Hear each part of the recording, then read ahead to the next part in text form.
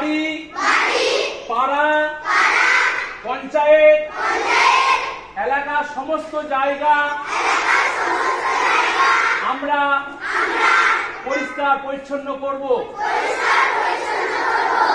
আমরা আগামী দিনে আগামী রবিবার আগমনীর আহ্বান পরিচ্ছন্ন পূর্ব বর্ধমান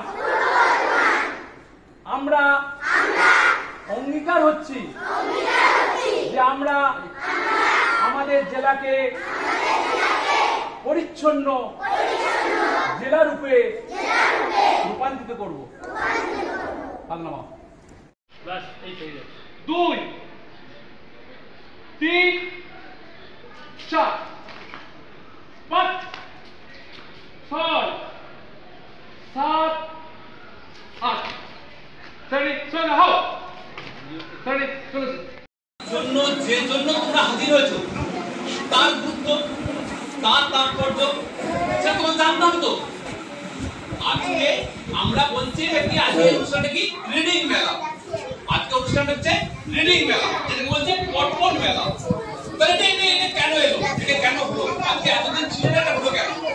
এটা আমি গার্জেনদের উদ্দেশ্যে বলি, তোমরা ছাত্রদের তাদের উদ্দেশ্যে বলি যে এই যে পঠন মেলা এটা একটা গুরুত্ব আছে। সরকার ভেবেছে কিছু দিচ্ছে, সরকার ভেবেছে কিন্তু সরকার বেশি পয়সা খরচ করছে না, তার একটা গুরুত্ব আছে।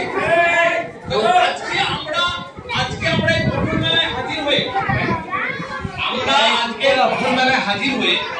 আমরা এর গুরুত্ব জানবো।